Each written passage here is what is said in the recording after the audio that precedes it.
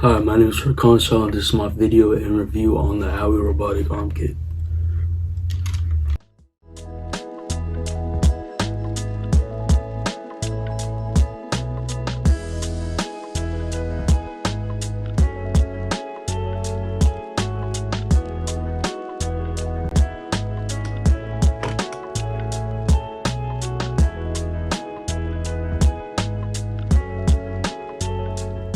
Alright, so the first thing that I want to talk about in the build is the controller itself for the robot. And overall, it was pretty simple to build, not too many steps. So all you have to do is put in metal panels on the back of each one of these joysticks right here. I'll put a picture on the screen demonstrating. And each of those metal panels have their own wire that run out through the top right here. And that wire runs straight into the machine. Each one of these joysticks has their own roll to move the robot, and I'll show you those. Alright, so now I'm going to show you guys what each of the joysticks do to move the robot. Alright, so first off is M1. The M1 joystick moves the claw's prongs in and out, as you can see. Next is M2. M2 controls this bottom motor, and this motor moves the whole machine forward and backwards, as you can see. It's used to bend down, pick stuff up. There's also M3, which controls this motor right here. And as you can see with all these little connections, this motor controls the entire claw, and it moves the entire claw up and down.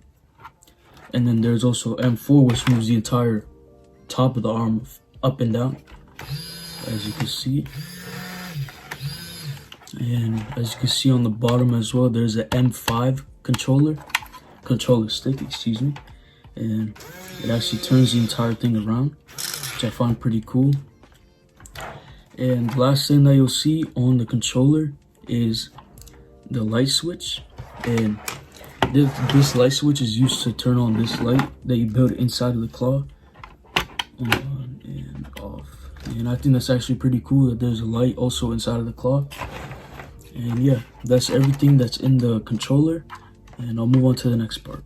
Alright, so the next thing I'm going to be talking about in the machine is the motors themselves, and I'm going to be talking about what they do, some things to look out for, and as I talk about them, I'm going to be showing some close-ups. So the first motor that I'm going to be talking about is the base motor, and what the base motor does, as I showed when I used the joystick, is rotate the entire machine, and overall it was pretty easy to put in. There's a little slot that's in the inside of the robot. You can't see it right now, but when you build, you'll see. And you just put inside the slot and cover it up with the top.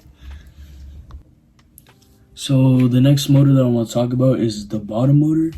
And what the bottom motor does, as I also showed when using the joystick, is move the entire top of the arm forward and backward. And once again, overall, it's pretty easy to do. You just connect this little patch to it, as I'll show. All you have to do is screw it in, and then you screw it right into the base, and you just connect the arms to it.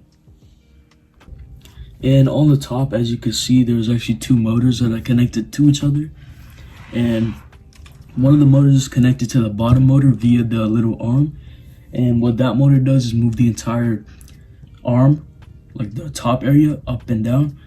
And then the second motor that's connected to the claw only moves the claw up and down. And an example that I could give is like, you can move your whole entire arm up and down, and then you can also move just your hand up and down. And that's kind of how this is built.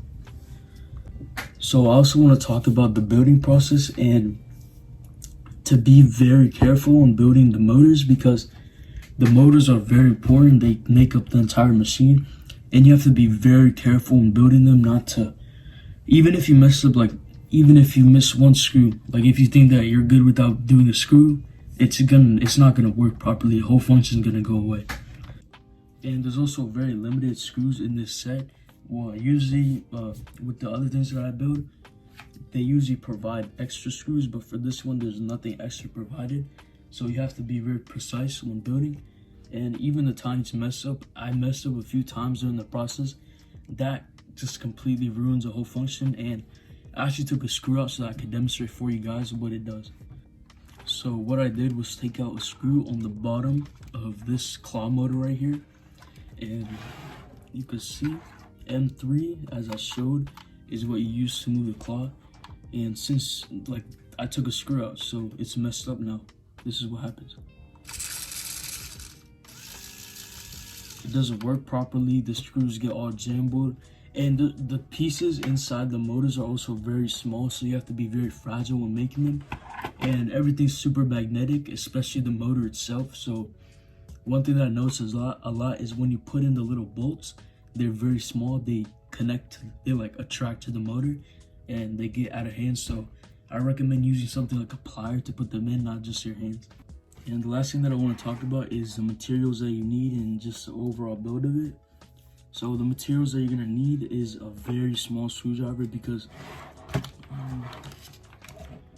you can see right there, all the screws are very small, and even if you have a screwdriver that works for the top of the screw but doesn't go all the way through, it just won't work, because there's a bunch of very tiny ports that the screwdriver won't be able to reach.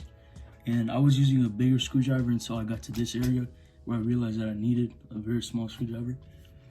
And about the overall build, I would say that it's pretty challenging, but it's also fun, because there's a bunch of stuff to put together.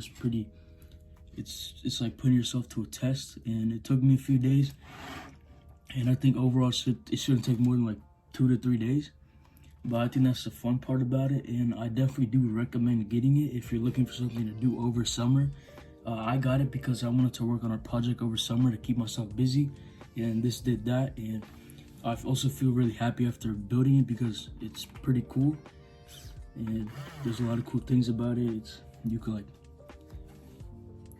utilize it, I guess, if you want to. But overall, I do recommend that you get this, and yeah. And yeah, that's all I really have to say about this. I definitely do recommend that you guys check it out, or maybe even buy it. I think it's really cool. I had a lot of fun building it, and it's pretty accomplishing when you do finish it.